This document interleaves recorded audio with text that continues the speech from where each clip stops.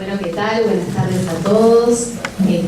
Bueno, es un honor para mí poder presentar a María García Yeregui. Ella es magíster por la Universidad de Zaragoza y está acá en la Argentina haciendo una estadía de investigación. Su tema de doctorado, ella trabaja las memorias colectivas de los pasados represivos y trabaja específicamente un contrapunto entre las memorias de la Guerra Civil Española y las memorias, o la gestión de las memorias de la última dictadura militar. Bueno, yo soy la profesora de EDI de cuarto año y a raíz de que estamos viendo Guerra Civil Española, bueno, los contrapuntos con el caso argentino surgían constantemente, y entonces me pareció que era que aprovechar la estadía de María era una excelente posibilidad para poder bueno, aprovechar lo que ella está estudiando y de todo su saber. Así que bueno, para mí es un honor, yo la conozco personalmente, además a María sé de su trabajo, sé de que les va a resultar interesante, así que luego esperemos que en la ronda de preguntas también podamos aprovecharla. Bueno, eso es todo. Gracias.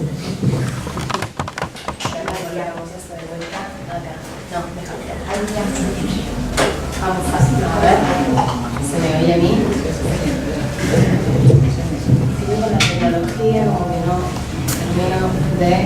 Hola, ¿sí? ¿Me oís? ¿Me oyen? Sí.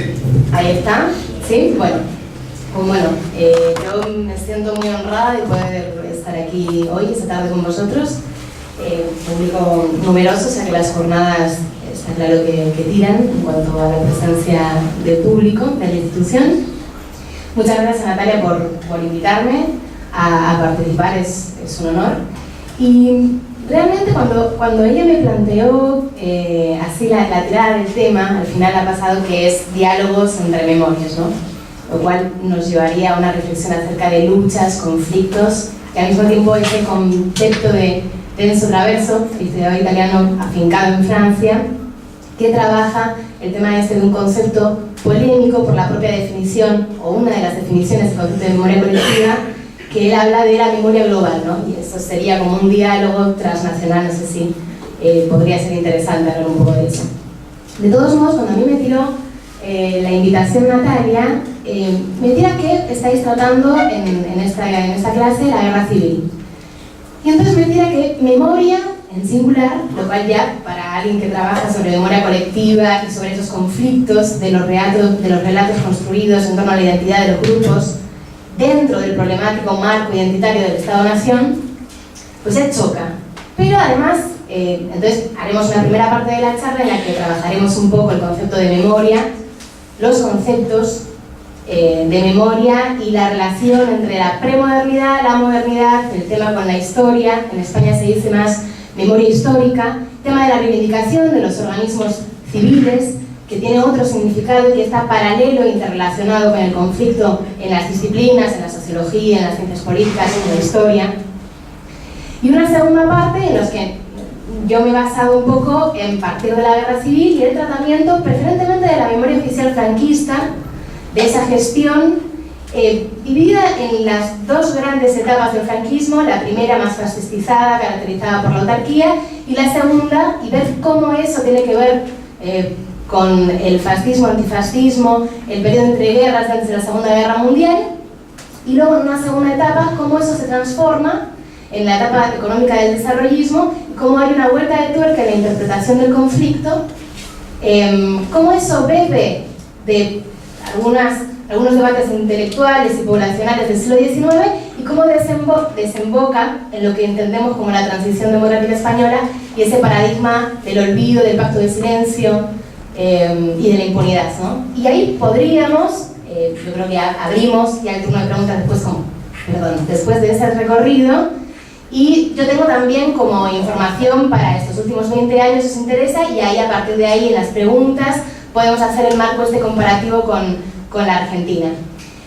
Pero bueno, me centré en eso de la guerra civil y su relato y la construcción de identidad y la diferencia entre la posición del testigo y del testimonio entre la Argentina y España, y cómo ahí afecta el tema del paradigma del holocausto y del concepto de la víctima inocente. Bueno, eso es un poco como el panorama general de lo que voy a intentar hablaros esta tarde. No sé si era un poco la expectativa o no, pero eso es lo que yo he preparado. Y querría comenzar con la segunda parte del título este improvisado, que al final ha sido el que ha articulado todo el trabajo, que es el de la guerra civil. Y no es casual porque yo cuando hablo en España siempre hablo preferentemente del terrorismo de Estado, de la represión y del sistema desaparecedor sistemático implementado por la última dictadura cívico-militar argentina. Y siempre que hablo en Argentina, normalmente no me invitan para hablar de la memoria de la dictadura franquista, sino que me invitan para hablar del conflicto fratricida, internacionalizado, pre-Segunda Guerra Mundial.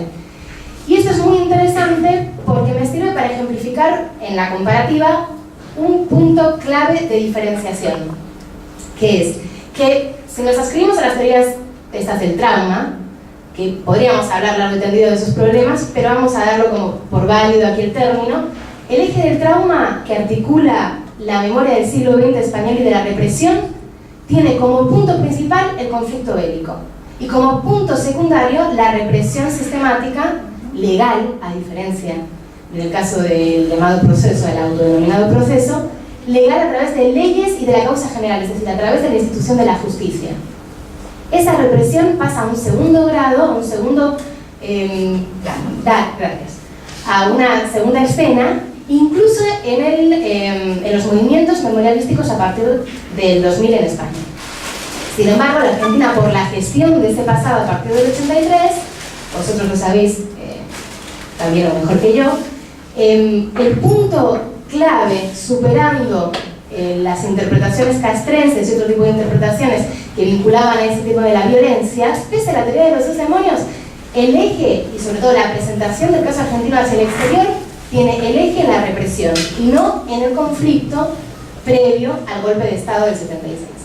Entonces, bueno, empezaba con que una vez más me pasa lo mismo, ¿no? A través de la guerra civil, por lo que vamos a hablar de esa memoria, esa construcción de identidad colectiva y de supervivencia entre memorias hegemónicas y memorias subalternas o resistentes de España hasta la transición y luego, si os interesa, como he dicho antes, hasta hoy, tal y como está la situación, que esta semana pasada, el 11, bueno, ayer, claro, con el 40 aniversario del golpe del 73 de Chile, nos encontramos con que había, de hecho, en la Facultad de Medicina una charla con Eslepoy, con Carlos Eslepoy, con el abogado argentino que todos conocéis, que es uno de los que lleva la querella presentada aquí en Comodoro Pi en el 2010 por los crímenes franquistas.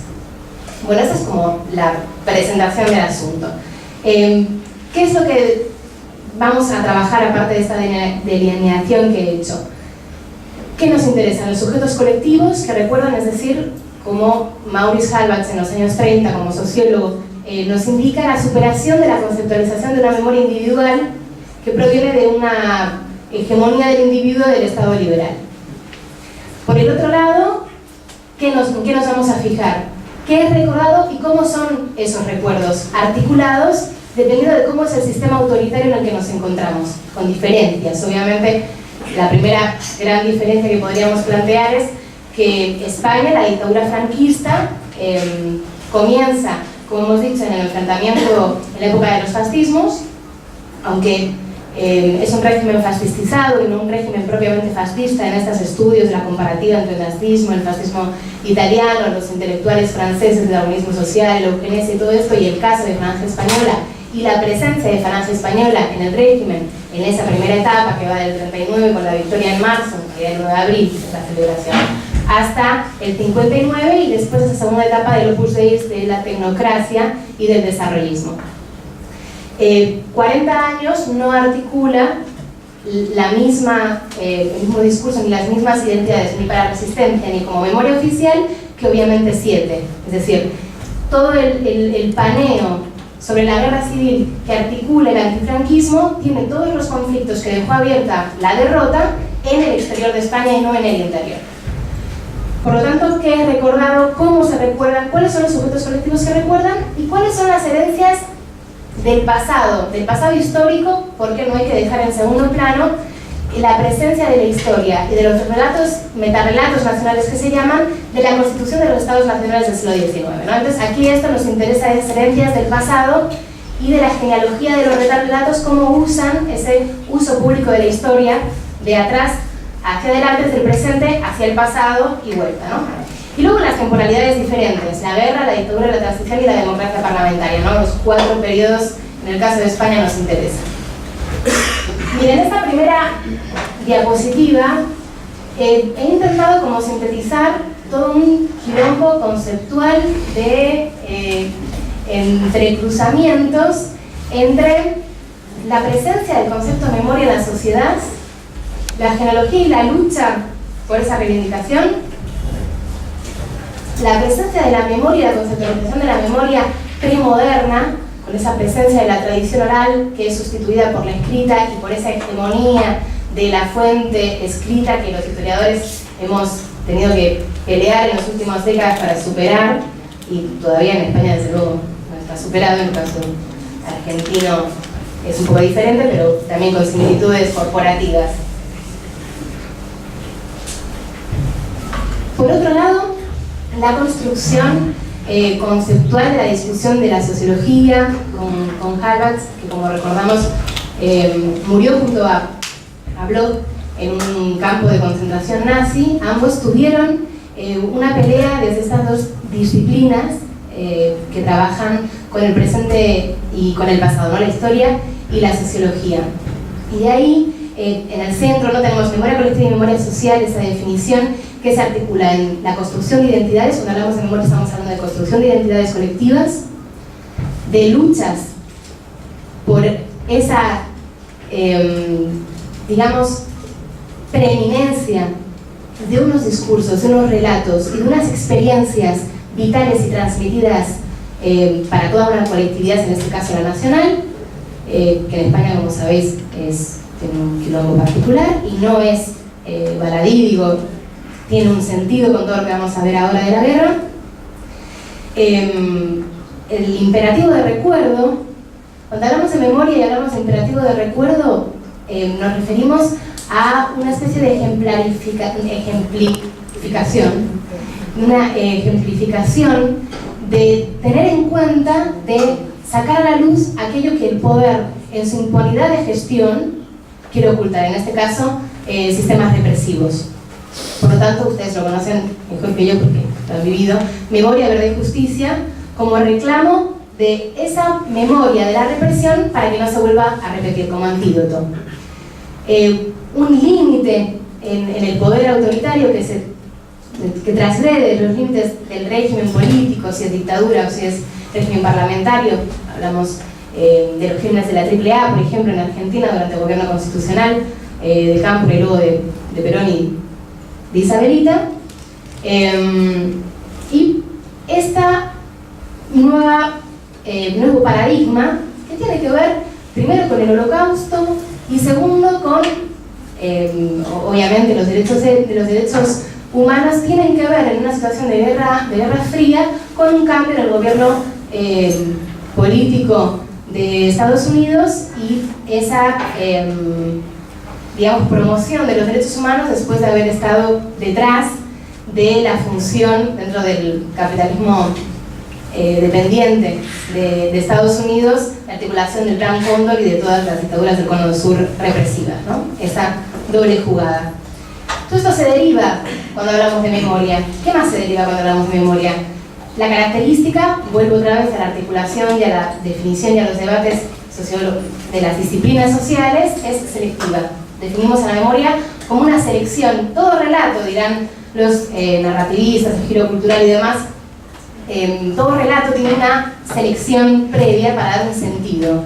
La memoria va más allá porque personaliza la transmisión de la experiencia vivida por otros y transmitida para aprenderla y hacernos propios en nuestra propia identidad como parte de un grupo. Por lo tanto, la selección es todavía más caracterial del concepto de memoria colectiva o social.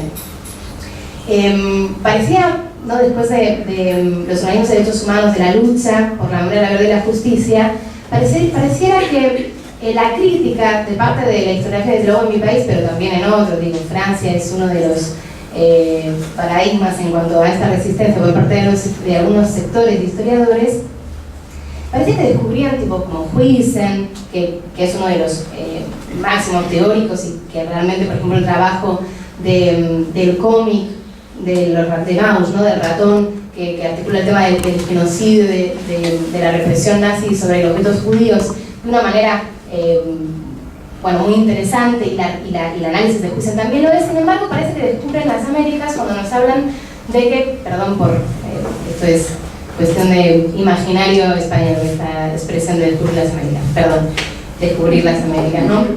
Bueno, imaginarios, memoria, identidades, el pasado y otras cosas. Claro, sí, ¿viste? Se me escapó en mitad de la charla. Bueno. ¿Querías norteamericanos y no americanos? ¿Americanos? No, digo, no.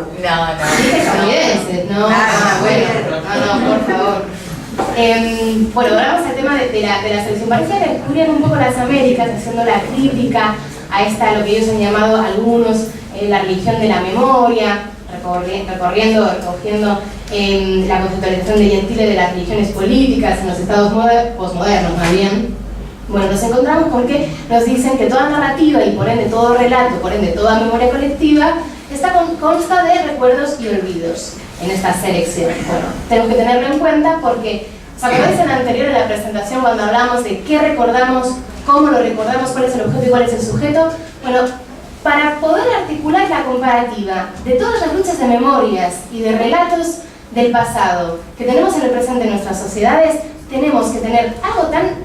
La primera pregunta que se te ocurre, ¿qué?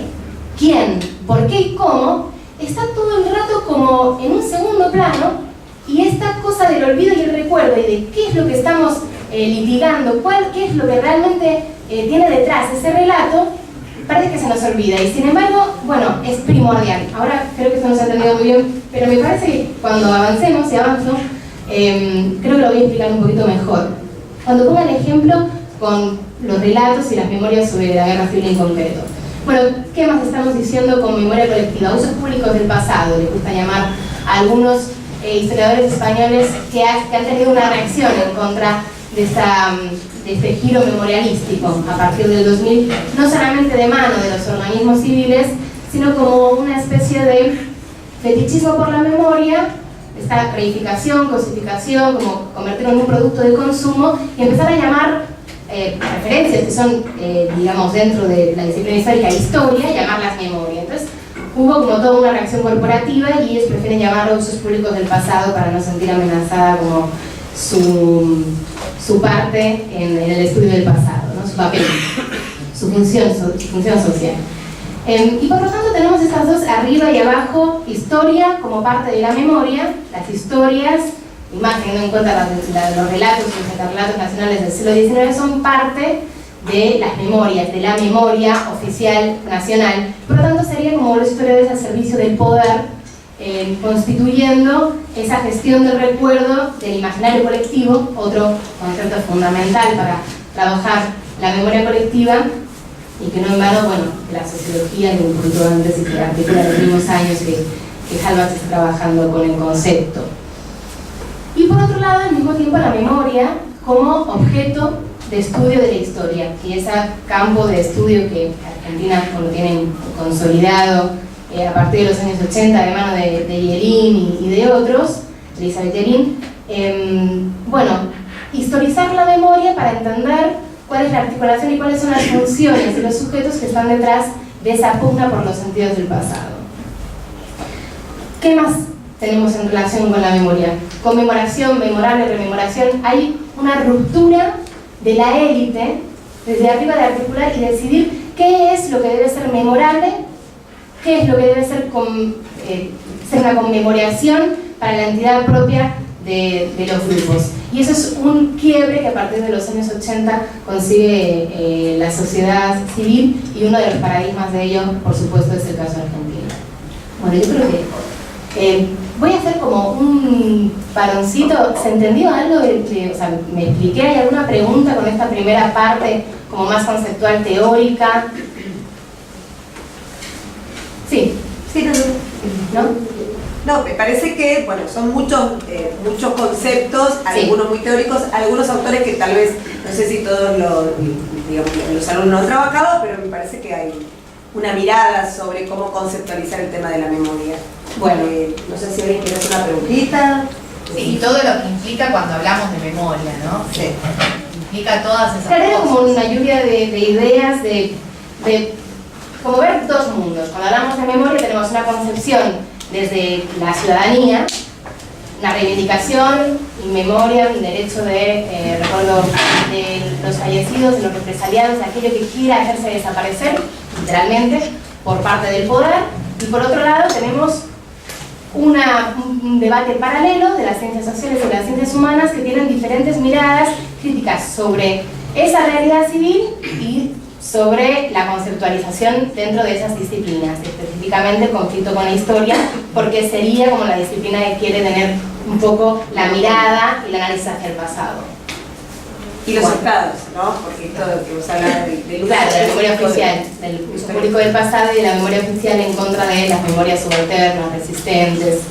Bueno, y entonces, nada, esto es como una serie de conceptos también que un poco ya los he mencionado, ¿no? Luchas entre memorias, viene de Halbach y hay toda una línea de trabajo acerca de ellos, ciclos de memoria y memoria subterránea que vienen de Yelin y que nos sirven como para entender diferentes periodizaciones, vectores de memoria, lugares de memoria, creo que esa es como una de las más comunes, y sin embargo hay como un mal uso del concepto o una apropiación más literal del concepto, porque Pierre Nora en los años 80 critica la memoria clásica como en su función como intelectual francés, como una historia de la nación francesa, por lo tanto ya sabemos, como dijo Gramsci, que no hay neutralidad ahí, y hace 3 grandes tomos, que les cuentan como 15 años, en los que todo aquel soporte material o cultural, y por lo tanto hay la reificación o la cosificación del producto cultural como cosa,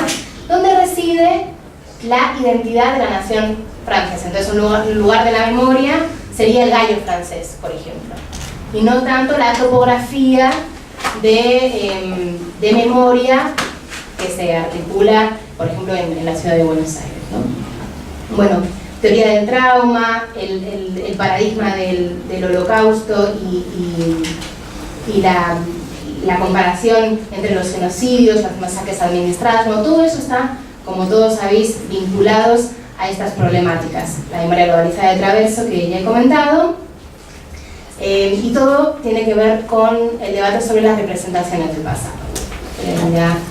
Aquí hay unas citas que voy a pasar. Sin embargo, aquí me voy a parar bueno, hay una de Lukács, que si me permitís voy a leer, porque no creo que podáis leerlo desde ahí, pero yo lo voy a leer, para que veáis cómo hay otro debate de materialismo histórico que puede tener, desde el marxismo, que puede tener una vinculación con los estudios de la memoria, y una articulación y no como una contraposición, como muchas veces ocurre, ¿no?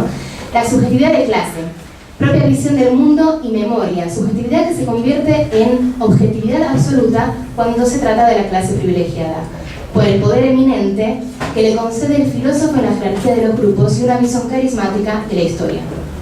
Esta sería como una síntesis de la memoria oficial y la memoria hegemónica, articulado desde la identidad y desde la lucha de clases. La idea de Yanin también es preciosa, ¿no? Porque obviamente tenía esto el tema poético.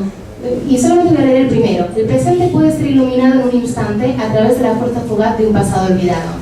Bueno, esto es, por ejemplo, hace 3 años en la comisión, en el Museo de la Memoria de la Exesma, en este seminario anual que hay de políticas de la memoria, había una dedicada a Benjamin, me parece que fue en 2009.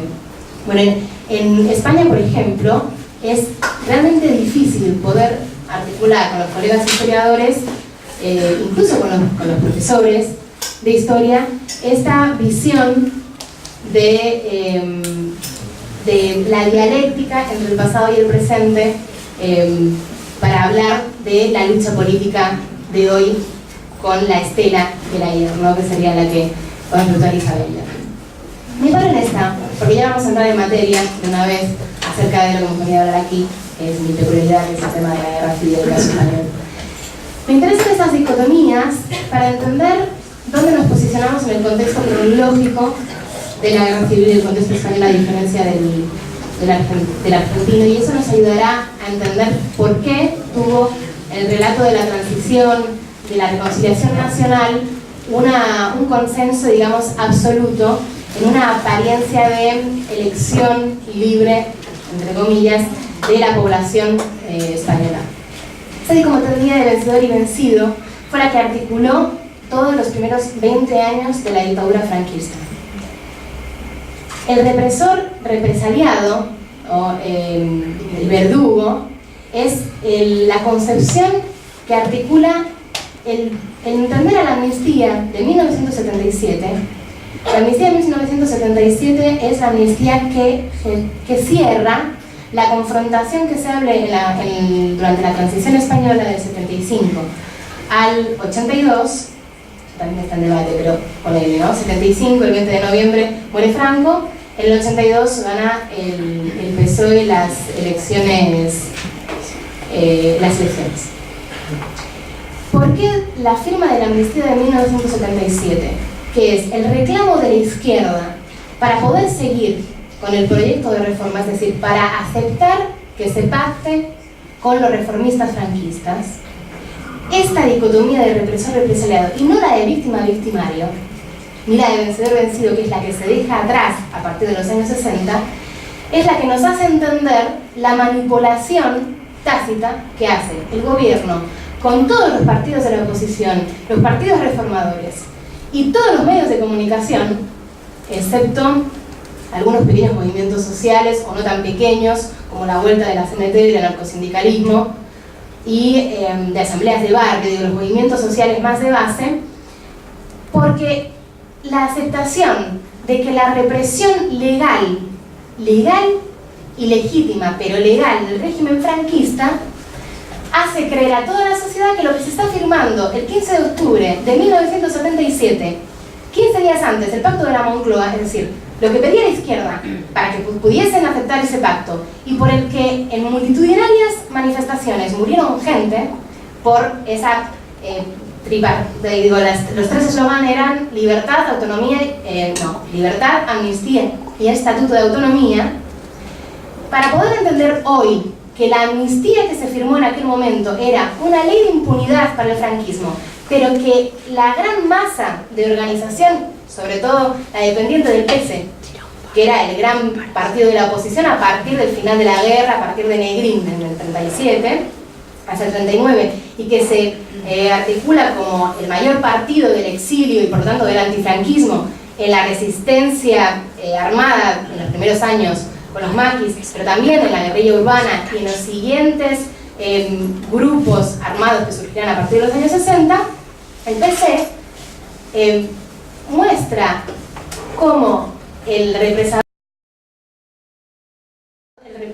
represaliado e institucionalizado es el que libera a los compañeros presos, es decir, que el poder que tiene el aparato del Estado nunca va a necesitar firmar una autoamnistía de ley de impunidad. O sea, era como algo difícilmente imaginable cuando se acepta que la institución burguesa de la justicia y la institución que no va a sufrir ningún tipo de reforma de los poderes jurídicos franquistas, es decir, los jueces eran los mismos, no pueden firmar una impunidad para el propio Estado que está en una situación de relación de poder completamente favorable a seguir con la articulación de toda la transición. Por lo tanto, la concepción del represaliado político hace posible eso junto al hecho de que no se leyese la ley, que en el segundo artículo da total impunidad a todos los funcionarios del régimen, desde los ministros hasta el último policía que torturaba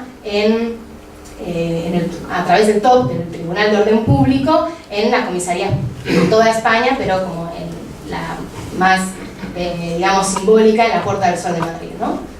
Donde murieron gente tirada desde las azoteas, diciendo que eran suicidios, y después de la muerte de Franco el 20 de noviembre del 75, ¿no? Hasta el 77 que se firma la amnistía.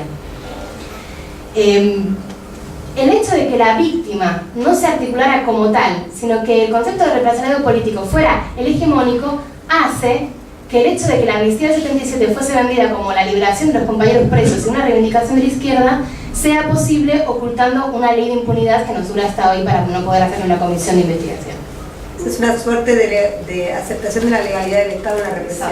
Pero en realidad es al revés, es como decir, esta legalidad es fallida, digo, o sea, es legalidad nada fallida, muy, funcional, pero al mismo tiempo esa legalidad nunca nos va a permitir más que seamos represaliados políticos, al menos hasta que la lucha de la izquierda avance o el Partido Comunista tenga unos buenos resultados. Un pacto de transición.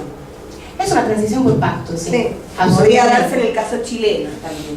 En el caso chileno con diferencias, sin embargo la amnistía del caso chileno es diferente. O sea, la amnistía del 77 de España es como una especie de momento bisagra entre una percepción de todos los luchadores revolucionarios del siglo XIX hasta ahora luchan por la libertad de los compañeros presos. De hecho, aquí las marchas cambian de nombre, de la amnistía a por la libertad de los compañeros presos, porque la amnistía toma este otro hegemonía de concepto político de es impunidad para los represores, no libertad para nuestros compañeros. En el caso de la amnistía del 77 española, todavía el represaliado político que va a seguir siendo represaliado, digo, un anarquista no piensa que no va a seguir siendo represaliado en un régimen liberal democrático parlamentario. Por lo tanto, la amnistía se entendía como una petición a la institución que de por sí era un enemigo. Y al mismo tiempo contaba en el 77 con, esa es la peculiaridad, porque 4 años, o sea, desde el 75 hasta el 77 nos encontramos con 4 firmas de indulto por parte del rey, que es una forma de decir, voy a liberar a los presos políticos del franquismo. Además, la ley que articulaba todo el encierro en los campos de concentración y en las prisiones es la ley de responsabilidades políticas. O sea, en la propia ley aparece el nombre de esta concepción. Bueno, hay 4 indultos previos. 2 son dados por el rey, que es heredero legítimo nombrado por el dictador. Hace un pacto con el supuesto legítimo rey, que es el padre de Juan Carlos de Borbón y Borbón, y el pacto es que él cría desde la más tierna infancia al que ahora es monarca del Reino de España. Y en el 69 él le da legalmente como sucesor del régimen y máxima autoridad y jefe del movimiento nacional, que se sigue llamando así desde el 36. Uno de los pasos que hace el rey para articular esa legitimidad en mitad del proceso de transición es precisamente estos 2 indultos, que no rompen con la concepción autoritaria del patriarca que tiene el poder de perdonar y el poder de ejecutar, que es una concepción de poder desde el absolutismo y que el régimen de Franco ostenta en todas las variantes que tiene a lo largo de los 40 años que debe transformarse para poder sobrevivir. No varía un ápice. Ese patriarca, al mismo tiempo benefactor y castigador, además ungido por Dios, por lo tanto como una especie de Dios en la tierra que cuida de los españoles y del ser español.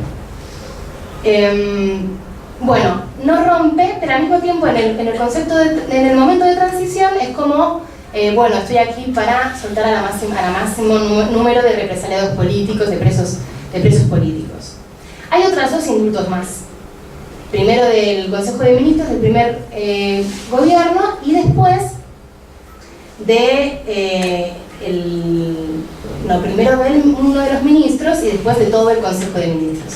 Y finalmente, ¿por qué la amnistía del 77? Que prácticamente no libera casi ningún preso. Además, esta lucha de la izquierda por la amnistía, hay una petición de amnistía social, hay una petición de amnistía para los militares republicanos, la amnistía social era muy importante por las leyes de vagos y maleantes, por la ley contra los homosexuales, por la ley de la masonería y el comunismo, por toda una serie de marco legislativo represivo en el que la amnistía social tiene como mucha importancia. No se concede la amnistía social y prácticamente no hay presos políticos más en las cárceles después de esas 4 medidas de gracia previas. Por lo tanto, todavía la aprobación tácita y el engaño a gran parte de la militancia de la izquierda es brutal. Pero lo que nos tenemos que preguntar es ¿por qué eso se puede articular de esa manera? Para terminar con esto, lo que hace particular a la amnistía es que es votada por todo el Congreso, es decir, que tiene la soberanía popular dentro del discurso de la democracia parlamentaria detrás para legitimar esa decisión. Eso es lo que lo hace, que es como lo primero que decide el primer Congreso que se conforma de las primeras elecciones 3 meses antes, en junio del 77, después de 42 años, desde las elecciones en las que ganara el Frente Popular en el 36. Bueno, por último, esta dicotomía, volviendo a los conceptos. Víctima y victimario, yo soy de las pocas en España que habla dentro de estudios analíticos de víctima y victimario, porque es algo que aprendí acá. Y el concepto de víctima y victimario, esta dicotomía, tiene que ver con lo que ya sabemos, el paradigma de la víctima inocente que viene de la gestión del Holocausto. Bueno, vamos a ir hacemos hacia atrás, nos situamos del 36 al 39, la victoria parcial, es decir, la derrota parcial del golpe de Estado del 18 de julio, y nos encontramos que en las propias concepciones durante la guerra hay articulaciones de identidades, de lecturas del pasado español, del contexto, del momento, que permean durante todo el franquismo por esta memoria férrea, autoritaria y oficial que consigue dominar el imaginario español, obviamente de una manera pública, luego hablaremos de las memorias privadas en medio tiempo, y hago hincapié en esta denominación de los dos bandos en lucha. Los bandos con muchos conflictos internos, unos más evidentes obviamente en el bando republicano y otros más ocultos, pero también muy importantes en el bando franquista. Esa concepción de rojos y nacionales no es algo que articuló el franquismo a posteriori para definir el bando republicano, el bando del Frente Popular. Por un lado, estas dos denominaciones se utilizan a partir de los años 80 y es como una renovación de la historiografía española al respecto. Y por el otro lado tenemos al bando de los nacionales. Mis abuelas, las dos, una va a cumplir 100 años en breve, las dos fueron jóvenes que vivieron la guerra civil, o sea que yo soy de la generación de nietos más jóvenes. Mis abuelas denominaban a los dos bandos, bando de los rojos y bando de los nacionales. Y siguen con la tradición de los periódicos del momento, en el año 37, en el año 36, en el año 38, los denominan también así. Inclusive el periódico obrero del Partido Socialista, de la UGT, de la CNT, se denominaban así porque la izquierda, que no es republicana burguesa, de los diferentes partidos republicanos que surgen a partir del 31, pero que tienen una herencia del regeneracionismo burgués, progresista de finales del siglo XIX, no luchan por la concepción de la nación española. Se deja como que los nacionales es el bando que actualmente la historiografía denomina bando rebelde, bando sublevado, bando militar, bando franquista, bando nacionalista. Esta denominación de bando nacionalista no es baladí, porque en la construcción de la relación de la identidad nacional española hasta hoy, a partir de los años 80, la derecha, articulada una vez que la Alianza Popular termina y la UCD también, y se unen en el Partido Popular, denominación tampoco baladí, digo, se llama Partido Popular. Y la derecha, el partido que encarna la derecha franquista en el Congreso a partir del 77 es Alianza Popular. Esos son los franquistas. ¿Por qué no es baladí esto de la historiografía ha conseguido llamar bando nacionalista? Porque la derecha, a partir de los 80, articula, siguiendo ese ser nacional, esa esencia de España que viene del siglo XIX y que el franquismo permea en el imaginario colectivo de una manera muy fuerte, que el nacionalismo español no existe, que España es. Y los nacionalismos es un concepto repudiado y se le denomina solamente nacionalismos a las ideologías independentistas de diferentes regiones de España, que no son autonomistas, porque autonomistas, digo, el modelo autonómico está allá, son independentistas, y está Cataluña, el País Vasco, pero ahora tenemos movimiento nacionalista en Galicia, en Valencia, con unos problemas ahí con los catalanes, en Mallorca, hay independentismo más regionalista que propiamente independentismo, el nacionalismo regionalista en Aragón, en mi tierra, bueno, mi madre es vasca, así que yo soy mestiza, hay nacionalismo prácticamente en muchas de las comunidades del norte y del Mediterráneo. Y también obviamente podemos encontrar una genealogía y una causalidad de eso. Pero digo, esto es importante, cuando tú vas a España y hablas de nacionalismos, automáticamente lo que le viene a la persona con la que hablas a la cabeza es el independentismo, el nacionalismo periférico se llama. Y España no es nacionalista, es. O sea, no depende de una ideología construida que genera una historia particular para construir una identidad, sino que es esencialistamente manteniendo estos mitos de las dos España, del debate de ser nacional, que se articula en el siglo XIX con la constitución de los españoles como Estado-Nación, ¿no? Este es de siempre. De siempre. Desde siempre. Desde siempre. Claro. Es desde tiempos inmemoriales, te gusta decir. Entonces, el hecho de que en los textos de la historiografía haya terminado llamando al bando denominado nacional durante la guerra y durante 50 años después, bando nacionalista, digo, es todo un tema como de resistencia a la captación de todo lo que tiene que ver con la ideología de nación y nacionalismo en referente a la península ibérica sin Portugal. Porque esa es otra, ¿no? Hasta en los mapas ponemos a Portugal en nada, pero es nuestro Portugal. Hay todo un tema de inconsciente colectivo que a mí no me parece que no sea interesante. Bueno, rojos y nacionales, por lo tanto, es una denominación que se hace durante la Guerra Civil y que perdura hasta los años 80 y 90. Mito de las dos Españas. Esto es muy importante porque... Para que dejemos después un tiempo para preguntar. ¿Qué hora es? 8. Explico solamente lo del mito de las dos Españas y me paso corriendo aquí. Oh, qué desastre. Pasa siempre. Sí. El mito de las dos Españas es muy importante porque vertebra tanto la memoria del primer franquismo como la del segundo, como el de la transición. ¿Por qué? Porque en la concepción de cuál es el trauma español hay una genealogía que tiene que ver con la esencia del español que se articula también en el siglo XIX, sobre todo a partir de finales, justo 1898. Guerra de exterminio.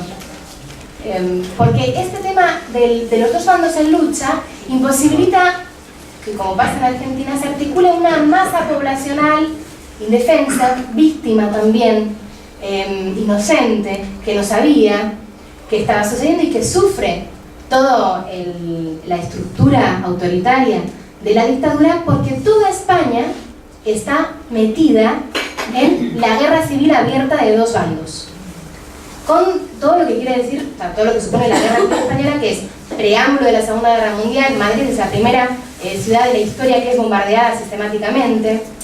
La retaguardia, y por lo tanto la propaganda de guerra es importantísima. La retaguardia forma parte, por esta característica fascismo, antifascismo, de la propia guerra. Y la memoria en la transición que permite la hegemonía del pacto de reconciliación y del discurso que conlleva ese pacto es: todos estuvimos implicados en una guerra, todo el mundo pierde, no hay vencedores y vencidos. que es lo que articula Santos Juliá para poder decir lo que hace negar la memoria franquista de la victoria, del glorioso alzamiento nacional, de que nos recuerden cada año que nos salvaron de la destrucción, que es como articula los primeros 20 años del franquismo, la memoria sobre la guerra y la gestión de ese recuerdo, para decir, el decir no a la dictadura fue decir sí a la reconciliación y considerar que en una guerra civil no hay vencedores y vencidos y superar la dicotomía que dividió la sociedad desde arriba, desde el 39 hasta el 59, bien marcado a fuego quién es el vencido y quién es el vencedor. ¿Sí? Bueno, entonces la importancia del tema de la guerra de exterminio, porque Franco puede articular todo un régimen de legalidad represiva, no de ilegalidad clandestina de aplicación del sistema represivo y de eliminación, sino todo un marcus legal que no se echa abajo durante la transición y por lo tanto sigue vigente. Es decir, en España tiene hoy en día, tú vas a un archivo, la sentencia de la causa general que estuvo hasta los años 60 y después del Tribunal de Orden Público sigue teniendo la misma vigencia legal que la sentencia que pasado mañana va a poder dictar por un tema de corrupción, por ejemplo del yerno del rey, el juez de turno. No hay una limpia del sistema judicial y no hay una revocación de toda la legislación franquista, simplemente se cambia a partir de la Constitución. ¿Por qué no necesita Franco una represión clandestina que se da a los maquis, a la resistencia de la guerrilla que pervive una vez la victoria el 1 de abril del 39 ha sido para el bando franquista? Porque hace una guerra de exterminio. De hecho, Franco a partir de un momento en la guerra en la que puede llegar a Madrid y la guerra se acaba, y decide esperar para alargar la guerra. Luego a poco se lo echan en cara porque con el tema del Pacto de Múnich y la Segunda Guerra Mundial, que era como la esperanza del gobierno republicano, le dicen, bueno Paco, esto a poco la cagamos, entramos en la Segunda Guerra Mundial, nosotros somos el lado fascista claramente, y a poco se nos va todo el tinglado a la mierda. Perdonad por mi forma de expresarme, pero... Muy lufarda. Bueno, ahí estoy aquí interiorizando la identidad donde fueres a lo que vienes. Porque alarga la guerra para llevar todo el plan represivo de exterminio en un contexto de guerra abierta, lo que le permite hacer ejemplificación de la violencia y no ocultarla como del sistema clandestino de desaparición de la última dictadura y de Argentina y de otras a partir del decreto de Noche y Niebla. Aquí el interés es otro. El interés es mostrar las masacres. Por ejemplo, el caso de Málaga y de Badajoz son espeluznantes. O sea, dejaban regueros de los fusilados en los caminos como ejemplo, como ejemplo de la guerra de exterminio que estaban llevando a cabo. Aquí estaban las dos fases, las tecnologías del opus y del desarrollismo, el cambio de la memoria en esa articulación.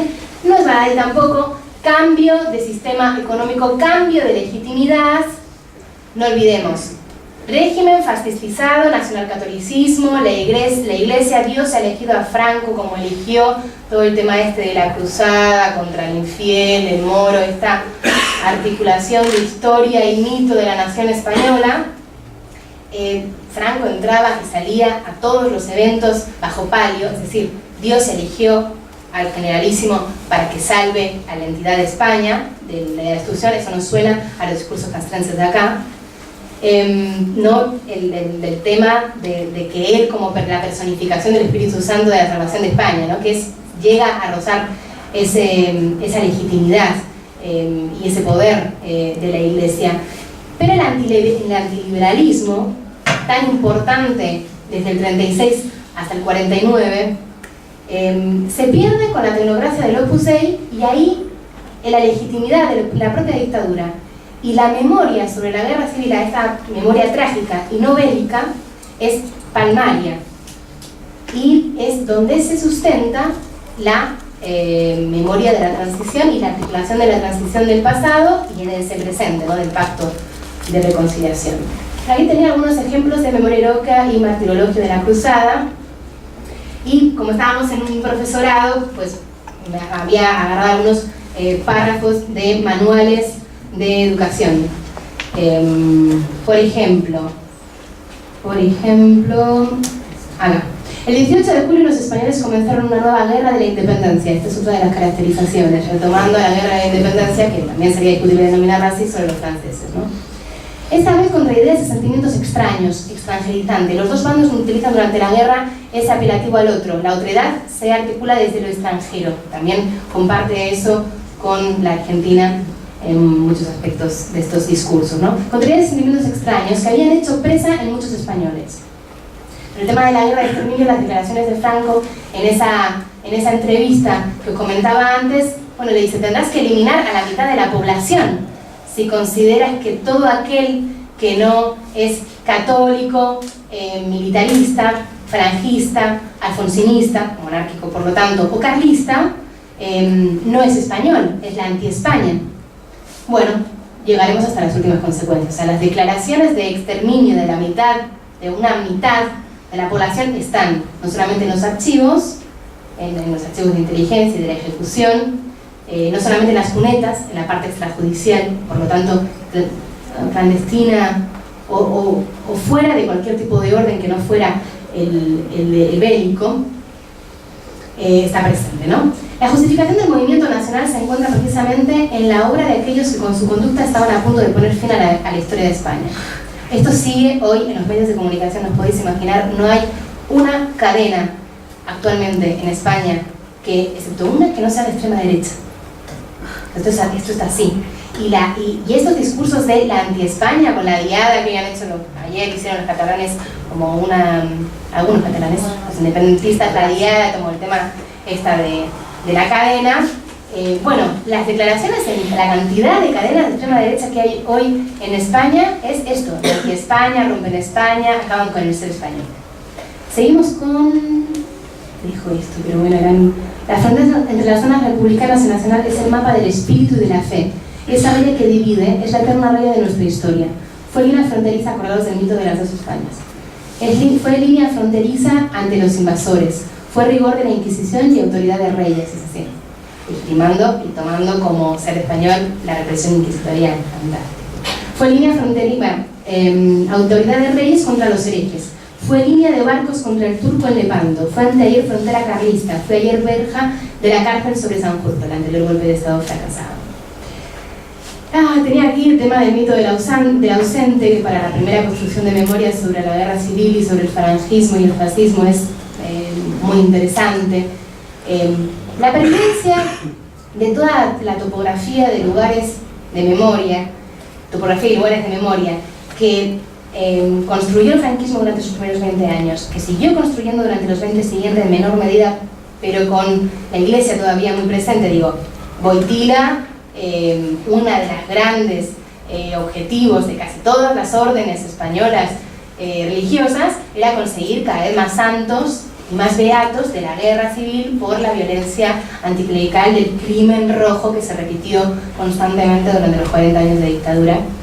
Pero parece que a algunos se les olvida, porque cuando los movimientos memorialísticos de hoy restituyen los restos de los desaparecidos en las cunetas, mucha parte de la población, la respuesta es: ¿y los otros muertos qué? El tema de los dos bandos, de que ninguno es culpable porque ninguno es inocente, porque todos tienen muertos detrás, ¿no? Y el tema de paracuellos. Bueno, esta cruz de dedicada a José Antonio Primo de Rivera, la Catedral de Cuenca, está hoy en la Catedral de Cuenca. Digo, la transición no se quitó prácticamente, excepto en contadas excepciones de ciudades pequeñas y porque el ayuntamiento lo decidió, no se quitó ninguna de las placas ni de los nombres que, por supuesto, estaban haciendo una memoria urbana y nacional del nacionalcatolicismo. Esta la sacaste vos, ¿no? Esta es la que saqué yo, ¿sí? Cuando fui a ver a mis tíos a Cuenca. Bueno, el tema del calendario, de las fechas, se celebró cada año hasta el 75 el año del glorioso alzamiento nacional, y se contaba desde el 1 hasta el 39 los años de la victoria. El Día de la Raza, por supuesto, España como crisol de razas. El asesinato de José Antonio también se celebró anualmente. El Alcázar de Toledo, el tema de la resistencia, con Sagunto y Numancia y todo este mito de del soldado español y el soldado español desconocido que nadie conoció. Símbolo de pacificación nacional, aquí empieza a cambiar, pero como el último gran evento de construcción es, por supuesto, el Valle de los Caídos, que era el sitio de enterramiento que se autoconstruyó Franco, que sigue teniendo celebraciones el 20 de noviembre, aniversario de su muerte, de los falangistas, que tenemos problemas para entrar en él porque está dominado literalmente por la orden, por una orden que no recuerdo el nombre, no me voy a poner a pensar porque... de los cartujos. Los cartujos que viven todavía ahí y prácticamente, o sea, hay problemas para pasar cuando se supone que sube. Y la denominación, esta otra contrapartida con los términos, ¿no?, de denominarlo cuelgamuros por parte de todos los que se dejaron, de todos los compañeros que se dejaron ahí la vida, porque esto fue construido por presos políticos. Presos políticos y presos comunes, que son presos políticos también, presos sociales, dentro de esta ley de pagos y maleantes y demás. Bueno, no me voy a entretener más. Los años 60 y 70, mito legitimador de la dictadura, de los orígenes divinos y esencialistas, el principio de prosperidad, es decir, la articulación de la prosperidad española del desarrollismo, que culminará con los años 80 en el felipismo, la propició Franco. Cuando Franco, de patriarca salvador y corrector a benefactor, mucha gente en España te dice no, pero hizo muchos pantanos. El tema del pantano del Plan Badajoz no es tampoco ninguna cosa que no haya quedado como contestación de una parte de la sociedad que ni siquiera se considera de extrema derecha ni de derechas, sino que, bueno, no son felipistas, no son socialistas, sociatas en realidad, ¿no? La socialdemocracia. La guerra pasa de victoria heroica y divina a tragedia colectiva redimida por la reconciliación, la paz social de los cementerios y la prosperidad. Bueno, aquí tenía otros ejemplos de libros escolares. Voy cerrando, esto también lo saqué yo, y esto está en la plaza, esto es de 2012. Es una placa conmemorativa con el símbolo de la falange, que no se perdió, pese a que la falange perdió mucho poder a partir de los años 1960, y hoy en día siguen presentes en todos los edificios que hicieron en el centro de las ciudades. En este caso, Instituto Nacional de la Vivienda, esta casa está acogida a los beneficios de la ley del 15 de julio del 54. Plaza del Caudillo, el año pasado, 2012, un vuelo de Teruel. Oposición y gestión del pasado bélico, la reconciliación. Aquí quería hablaros un poco de la importancia de la articulación de las memorias en el exilio, pero no me va a dar tiempo. Haremos esa pregunta, si me te parece parece. muy bien. Sí, perdona. Necesitaríamos como 2 o 3 sesiones para trabajar el tema, pero sí. Si quieren abrir a preguntas, quieren hacer. ¿Hay alguna institución parecida a abuelas en España o los niños que...? No, lo de los niños salió hace 2 años. ¿Por qué salió hace 2 años? Entre otras muchas razones, pero así como para pensar lo más problemático, lo menos evidente, quizás. No hay una política de apropiación en los primeros años sistemática. Esa política de apropiación viene a partir de los años 60 principalmente, o sea, como sistemática, con varios hospitales en la red de apropiación de niños. ¿Y por qué no? Porque no había una concepción de que la educación podía sacar el diablo de dentro a los hijos de los rojos. Esa concepción solamente venía desde la iglesia, que consigue el monopolio educacional en el país. Otras teorías más cercanas al falangismo de los primeros años consideran que esos niños están marcados de por vida como hijos de los vencidos y son estigmatizados y postergados como tales. Por lo tanto, eso comienza con esta segunda etapa franquista en la que, como conocéis, familias del régimen con connivencia normalmente de los hospitales de médicos y religiosas, la Sor María, ¿no? Roban los bebés a, bueno, presas políticas, pero también a esta estigmatización de la soltera. No nos olvidemos que durante todo el franquismo, es decir, hasta el 78, la mujer española no tiene ni, obviamente, capacidad de divorcio, ¿no?, ni tampoco capacidad de propiedad, es decir, que siempre está bajo la tutela o del padre del marido. y por lo tanto la soltera está totalmente estigmatizada, y esas son la mayoría de los casos, por lo tanto sería una violencia político-social en contra de la mujer. Y las asociaciones que empezaron a partir de los niños fue hace 2 años, no empezaron antes. Y los niños que mandaron a Rusia en los trenes, por ejemplo. Los niños que mandaron a Rusia son niños republicanos que las familias, temiendo que iba a ser peor una vez cayese su zona bajo dominio franquista, mandaban con el apoyo de Stalin, otro tema a debatir, pero muchos se quedaron ahí y otros perdieron directamente a la familia, que fue toda eliminada.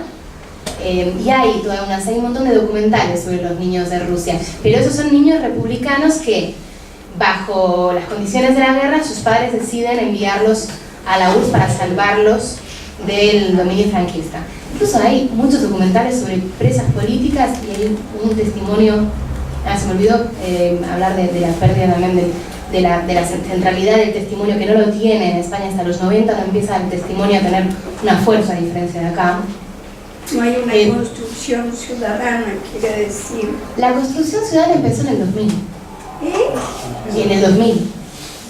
La Asociación Memorialista, la Asociación por la Recuperación de la Memoria Histórica, en España se llama Memoria Histórica porque es mucho más lejano en el tiempo, entonces con toda, además la influencia de la historia de por medio, con este uso de la historia que hace el franquismo, como todas las derechas nacionales europeas, como europeas también, se comienza, en el 2000. Y es una estrategia de poner el paradigma del caso argentino para conseguir concienciación en la población.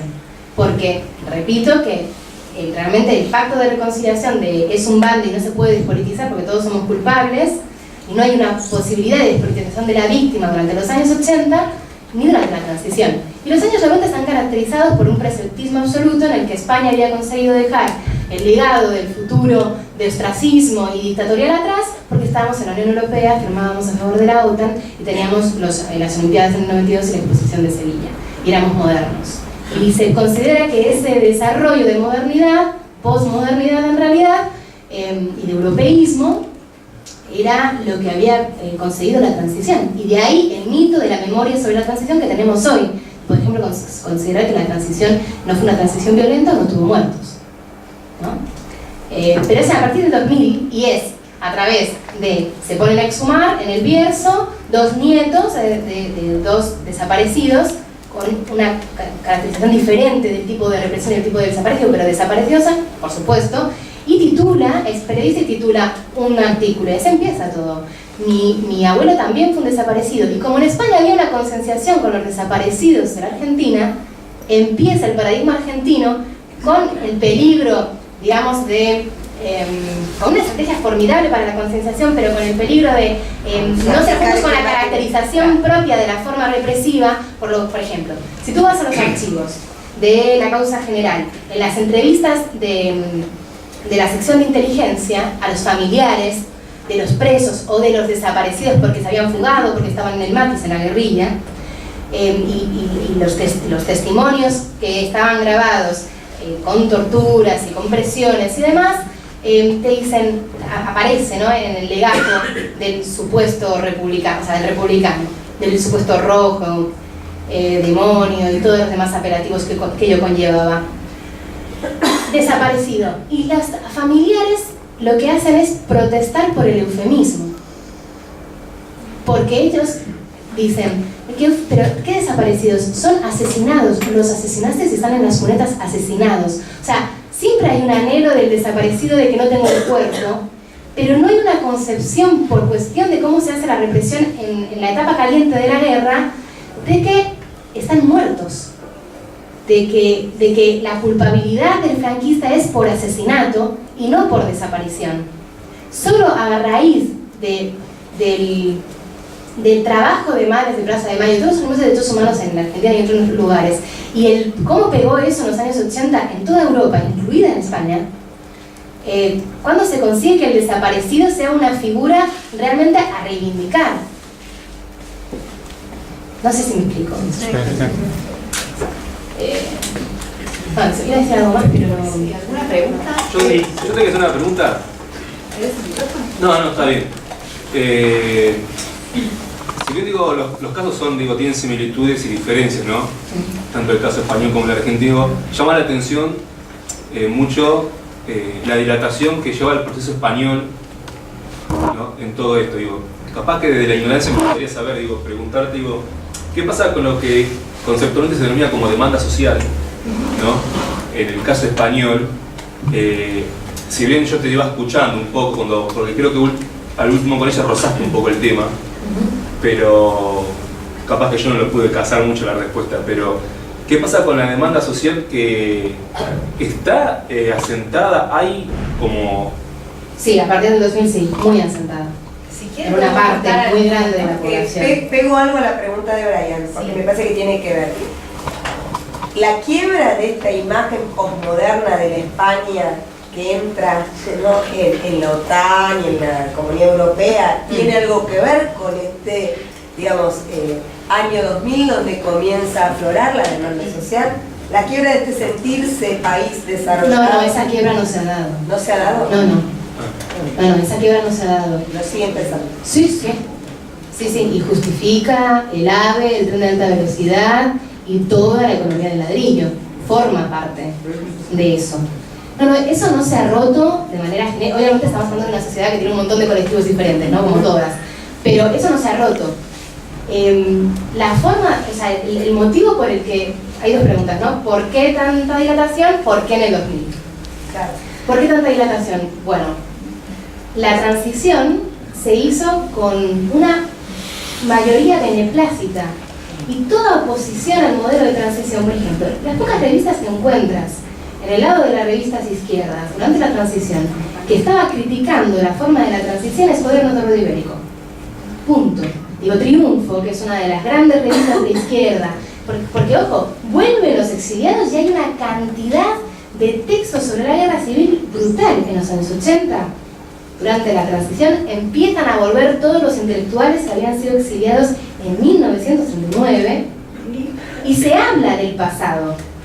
Se habla de la guerra como parte del pasado y no como presente, excepto como articulación de un miedo a que puede volver, porque la esencia feminista de España nos lleva siempre a esa confrontación, fratricida. O sea, la ausencia de esa frase, no está presente en... No, porque lo que pide la izquierda es la libertad de los presos políticos. Claro, porque... ¿A costa de...?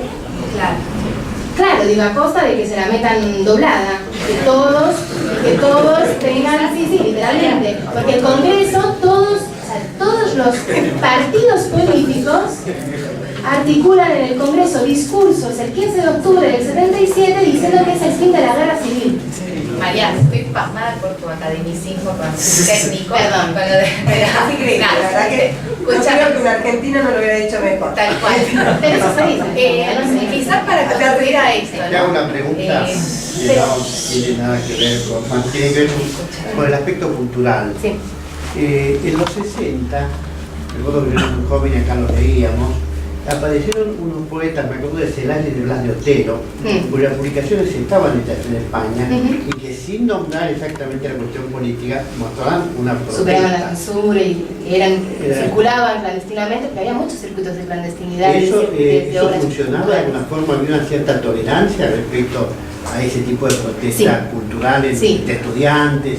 Bueno, a partir de los años 50, cuando la oposición franquista se reúne en el 59 para decir vamos a superar el discurso franquista de vencedores vencidos, los hijos de la generación que luchó en la guerra civil superamos a la dictadura yendo hacia la reconciliación. También lo hace la oposición, articulándose desde PC, Partido Socialista y Democracia Cristiana, y parte de los católicos que habían sido parte del régimen y habían salido o habían sido expulsados. Eso es paralelo a las movilizaciones en la universidad con estos mismos planteos muy fuertes. Y obviamente en la Universidad Central de Madrid hay represión a la transición, no va a haber represión en los años 50, pero sí que hay una permeabilidad de, bueno, porque los años 50 están al caballo entre esta España franquista, autárquica, falangista, autárquica, y este desarrollismo en el que hay una apertura de las posibilidades de las obras culturales, y luego unos impresionantes redes de lecturas clandestinas. Parte clandestina. Pero ¿Sí? Estos libros yo me acuerdo que venían con sello editorial de España. Sí, pero por ejemplo, Cuadernos de Ruido Ibérico, se aparecía con editorial en Barcelona, pero realmente se estaba haciendo en París y había una red que lo llevaba a Barcelona y aparecía como una editorial de Barcelona. Eso es re importante para entender como todas las memorias subterráneas a las que no llegan. Desde Francia había mucho, por ejemplo, Sí. la película de René, La guerra ha terminado, Sí. en que hay toda una cadena de París es fundamental. París es fundamental para el antifranquismo y para la articulación desde fuera y para el PC. Ahí es donde Desde dice lo que- cultural hasta lo político. París es el lugar del exilio. México es el otro, ¿no? Pero París es el lugar. Desde México no llegaba, ¿no? El Fondo de Cultura de México no. Pero París es el centro de esa. Bueno, luego estaban Radio Pirenaica, que era una radio clandestina que todos escuchaban con los transistores en el baño y que se hacía desde Budapest. Sí, te quería hacer una consulta. Yo, viendo este tema de que decir que a partir del 2000 se empieza a hablar un poquito más del tema, a lo que yo voy es, tanto a El tema de la represión durante la guerra por y eso, durante la dictadura, los temas se a hablan. los sectores de la sociedad que trabajan sobre eso, a ustedes que investigan sobre el tema, ¿cómo se manejan hoy? ¿Hay libertad de parte del gobierno oficial, de los distintos gobiernos? ¿Hay presiones? ¿Libertad de qué te estás refiriendo? En ¿Al el tema sentido de de la que querella, al tema del no, si juicio? ustedes pueden investigar libremente, si la sociedad puede expresarse libremente o hay algún tipo de presión. Te doy un ejemplo concreto. Acá en la Argentina, aunque son muy pocos, hay por ahí algunas personas que reivindican la dictadura del 76-83, Sí. que tienen un reproche social o una condena social, pero que tienen amplia libertad para expresarse. Sí. No es que se los persigue, salvo que cometan apología del delito. Por eso pregunto si el gobierno español, ya sea el gobierno nacional o los distintos gobiernos de comunidades, les dan libertad para trabajar o hay algún tipo de presión para que no se investigue. La libertad, la presión es más editorial. Al final el mercado es el que está reprimiendo más que las propias instituciones, a no ser que nos metamos con el tema de la querella puesta aquí en 2010 y el caso paradigmático de Baltasar Garzón, que con el auto del 2008 y utilizando otras estratagemas fue sacado de la Audiencia Nacional, literalmente, ¿no? Digo, obviamente hay límites que no son aconsejables pasar. Ahora, que en todo el tema de movimientos sociales hay publicaciones sin parar, con diferentes discursos acerca de los represaliados y sobre la represión. Hay una cantidad de libros publicados también de la violencia transicional a partir de los 90. El tema de los archivos es todo un tema, porque a partir de los 80 la historiografía medianamente se renueva, pero a mí, por ejemplo, me dio clases un tipo que me decía que la conquista de América, que los soldados españoles habían salvado a los indios, sí, con estos términos en la universidad, ¿entendés? O sea, por un lado hay estas Acá cosas... dice el profesor que acá hay alguno que también lo dice. Bueno, no sé si hasta cierto punto este personaje era muy personaje y no lo pudo echar nadie porque era catedrático de la universidad. Pero volviendo a la pregunta de la libertad o no la libertad, la derecha mediática tiene su apoyo muy fuerte en todos estos discursos que estamos hablando, que son claramente neofranquistas. Por ejemplo, a la salida a la luz de un montón de historiografía hablando sobre la represión franquista, que está mucha de ella en los archivos, a diferencia de otro caso, salió obviamente la contrapartida neofranquista, que lo que dice es que lo que empezó la guerra civil, o sea, primero el franquismo no quería dejar que no fuese culpable de la guerra civil, era o la barbarie o nosotros salvamos a España. Bueno, después no pudo ser evitable, nadie es culpable. Ahora, ¿quién es culpable? La revolución del 34 en Asturias. Y una cantidad de libros y editoriales dispuestas a publicar esos libros a la altura de la historiografía en la universidad, muchísimas. Al mismo tiempo, también los movimientos sociales, por ejemplo, al anarcosindicalismo en la transición se lo deshizo con un caso de corrupción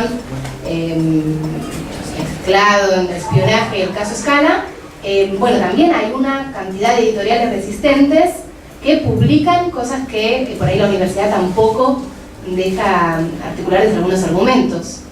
Si te la buscas la vida, la encuentras, pero presiones hacia los neofranquistas o neofalangistas no hay, más allá de, a no ser que ya no es que digan, incurran en delitos dialécticos, sino en hechos. Digo, hace 3 años un soldado del ejército español mató a un joven antifascista del tribu de todo el tema del antifranquismo, punk y demás, en el metro de Madrid. Y la que estaba legalizada era la marcha en contra de los emigrantes en un barrio obrero y emigrante de Madrid, al que se dirigían las 2 personas. Y los medios de comunicación mayoritariamente lo que hicieron fue criminalizar al muerto porque era y pertenecía a un estrato social al que pertenecía. No sé si te contesto. Sí, claro, clarísimo. Ahí, perdón, en esto de esta nueva construcción del relato de la memoria histórica a partir del año 2000, yo quiero retomar esto de la comparación del tratamiento de la memoria en España y en Argentina y ver qué alcance a la gente, al pueblo, si tiene alcance a nivel educativo, si tiene alcance a nivel popular, esta mirada nueva de la memoria, digo, comparándolo un poco comparándolo un poco con el tratamiento que el Estado tomó como partícipe acá en Argentina. Bueno, nosotros tenemos el feriado del 24 de marzo, dentro de la currícula de las escuelas también se enseña la jornada de la pedagogía de la memoria, que están presentes en el sistema educativo, digo, y esto que hacer ese tipo de comparación, ¿no? Para saber qué llegada tiene la gente. Bueno, estamos años luz del caso argentino en este tema de las fechas y las conmemoraciones de fechas. En España actualmente todas las fechas del calendario que son festivos son religiosas excepto el 1 de mayo, excepto el 1 de mayo, el Día de los Trabajadores. Sin embargo, el 20 de noviembre fue una fecha en la que se movilizaron marchas antifranquistas durante todos los años desde 1975, con muertos entre ellas, hasta el 2013. Referente a este giro memorialístico en el 2000, llegó muchísimo y cambió principalmente, así en el tema iconográfico, las banderas y el reclamo de la Tercera República es una constante entre grandes sectores de la población española. Y con la crisis actual, debido a temas de corrupción y la crisis de legitimidad de la monarquía, todavía eso está ganando más. Pero la generación de los nietos, aquí hablamos de generaciones, transmisión intergeneracional. Aquí los hijos fueron un referente en los años 90, juicios de verdad después del indulto del 89 de Menem. En el caso español son los nietos los que, con un discurso de víctima y de recuperación de la memoria de sus abuelos, la memoria democrática de sus abuelos, por lo tanto hay muchas memorias de otras consideraciones políticas que quedan fuera, se tuvo una reivindicación muy fuerte y caló mucho. O sea que sí, hay un cambio, un punto de inflexión a partir del 2000 que va acrecentando tanto política como con el derecho familiar a la identidad de recuperar el cuerpo. Digo, es algo que está en lo entiendo como española. Desde la gente, desde la sociedad, pero no todavía desde el Estado. El Estado, vale. Año 2000. A ver, porque ocurre algo. En el 2000 está el tema de la exhumación y el tema de la publicación del artículo. Hay un cambio de sensibilidad, pero también ocurre otra cosa, es el tema de la memoria global, que a partir de los 80 el concepto de memoria se articula por todos lados. Entonces, hay una cosa curiosa. Por un lado hay una reivindicación propia, política y familiar de recuperación, bien de la ciudadanía y con muchas dificultades, siempre que lo gobierna el PP, en el caso, y con tibiedades por parte del PSOE, siempre, durante todos los años que el PP gobernó, al respecto. Y por otro lado, paralelamente, un giro memorialístico de mirada hacia el pasado, después del presentismo absurdo y absoluto de los años 90, fuertísimo en todos lados. Digo, la televisión tiene hoy en día 6 series que desde 2001 son las más populares y todas son sobre el pasado, ninguna sobre el presente. Empezaron a denominarse un montón de cátedras, el Museo Nacional, en el Archivo Nacional, a sustituir la palabra memoria, o sea, la palabra historia por la palabra memoria. O sea, que desde las instituciones es la codificación de la palabra memoria para todo, lo que intenta, por un lado, que aparezca y por otro lado, desarticular realmente las memorias desde abajo, resistentes, que desde la subalternidad podrían y que emergieron en el campo del ámbito público y de la discusión pública. Ocurren esas dos cosas paralelas. Por ejemplo, Cuéntame, 2001, la gran serie, 14 temporadas, un referente para toda una generación de españoles, para muchas generaciones de españoles que pertenecen a diferentes generaciones. ¿Cuándo empieza? En 1968. Es decir, ¿cuándo es el cambio? Y de hecho la canción de Cuéntame te dice literalmente, cuéntame si encontraste la felicidad y tú que viste y viviste este cambio, esta época que nos cambió. O sea, que se apoye en la memoria transicional, pero haciendo todo un tema con el pasado.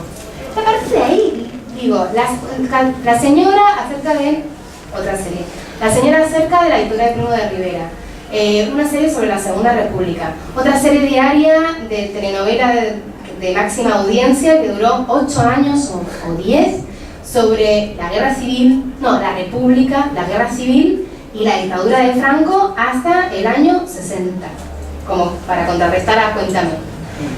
Digo, hay un giro hacia el pasado muy importante. El tema es la función de doble vía que eso acarrea. Institución, 2006, Año por la Memoria, con el Partido Socialista Obrero Español en el poder. Y en 2007 se firma la ley denominada como memoria histórica, que en realidad es la ley en la que se reconocen y amplían los derechos de las víctimas de la guerra civil y el franquismo. Una ley que prácticamente solo funciona